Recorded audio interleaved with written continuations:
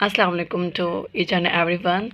Welcome to our YouTube channel, Aspirants of Education. I hope all you fine. Today I discuss how sugar is transported in plants. If you are new to our channel, please subscribe our channel and press the bell icon to get new updates. Okay, so let's start our topic. First, we take the introduction of my topic, that is sugar, how sugar is transported in plants. So it is also known as translocation or phloem transport, or we can say movement of sugar. So first of all, we have to clear two words. That one is source, and second is that sink. So sugar moves from source to sink. So therefore, we have to know about source and sink. Source. First of all, source. Sugars produced in sources such as leaves, where sucrose is produced. Or we can say about what is source. Any part of a plant where substances are produced or from where sugar is transported. It is called source. For example, if sugar or food is transported from leaves, so leaves are sources. Okay, if sugar or food is transported by stem, in this case stem act as source.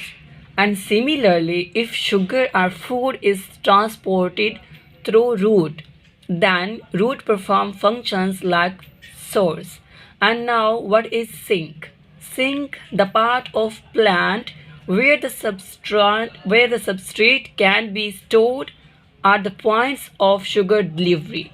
Mean where sugar or food is transported is called sink. For example, roots, fruits, young shoots, and developing seeds. So in examples, if of sink, if sugar or food is transported toward fruit, so fruit is sink. If sugar or food is transported from leaves to roots, then root acts as sink. See, root may be act as source or sink. Actually, it depends on condition. It is important to note that the leaves are not always sugar source. While in typical summer day, photosynthesis occurs in the leaves, producing sugar which may be used elsewhere. For example, the roots, it is also possible for the plants to store it sugar below ground in a root such as carrot to prepare a cold winter. In the following spring, the carrot will serve as the sugar source when the plant decides to grow new leaves. In this case, early spring leaves are in fact a sugar sink. No matter which direction sugar is flowing, the mechanism for its flow is accurately described by the pressure flow model or Munch hypothesis. This whole process is known as translocation, or we can say fluid transport or movement of sugar. As we know, um, food as sugar is transported in the phloem. So we know phloem is we have to know about phloem is comprised of cells called sieve tube elements. As you can see here, this one is sieve tube element. So phloem sap travels through perforations called sieve tube plates. These are sieve tube plates. Okay. Neighboring companion cells carry out metabolic functions for the sieve tube elements and provide them with energy. Okay, lateral sieve areas connect the sieve tube elements to the companion cells. So this one is companion cell, this one is sieve tube element, these are lateral sieve areas, and this one is sieve tube plate.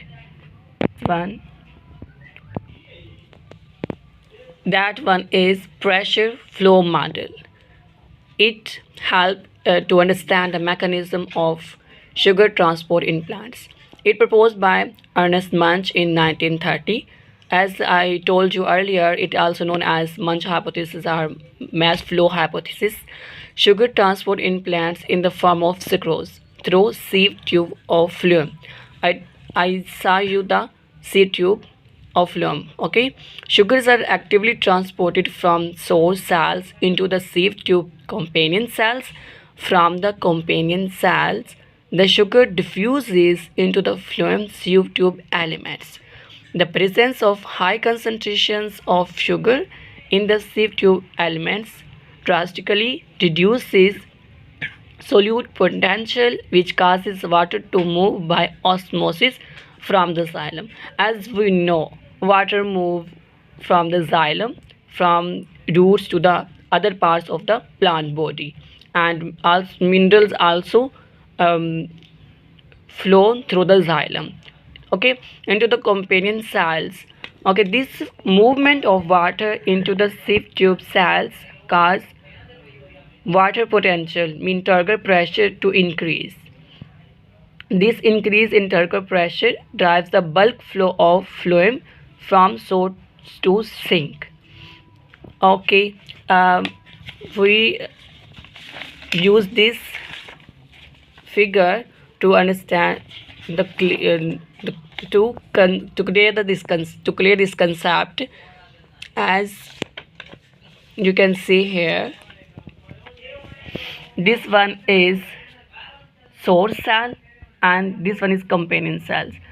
When sugar molecules are increased here, so here transpose here solute potential decrease, and from here, from xylem, water moves toward the phloem in the to create the water potential.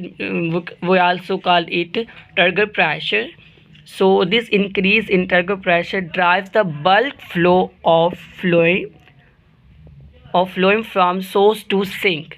This one is source and this one is sink. Source cell here is leaf and sink cell here is root. Okay, now we see the uploading at the sink end of the phloem tube can occur either by diffusion or by active transport. Okay, in the active transport, energy is required. Okay, now once sugar is unloaded at the sink cells, the solute potential increases. Here, solute potential here increases, causing water to diffuse by osmosis from the phloem. So here water moves from phloem to xylem again. Okay, this movement of water out of the phloem causes water solute water pressure potential to decrease, so reducing the turgor pressure in the phloem at the sink and maintaining the direction of the bulk flow from source to sink. Transpiration, ascent of sap, causes water to return to the leaves through the xylem vessels.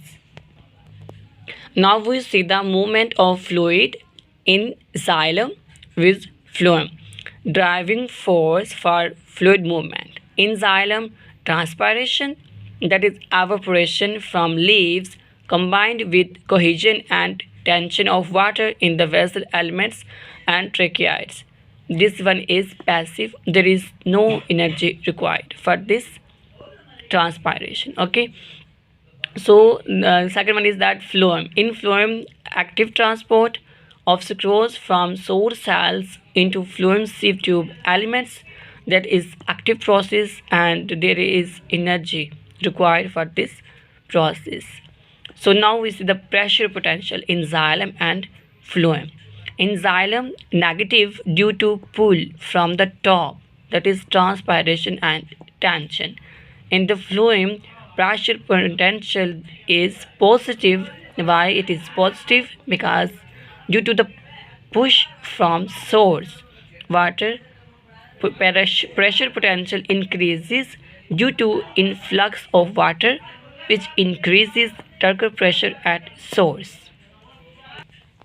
Now we see the cells facilitating fluid movement. In xylem, non-living vessel elements and tracheids.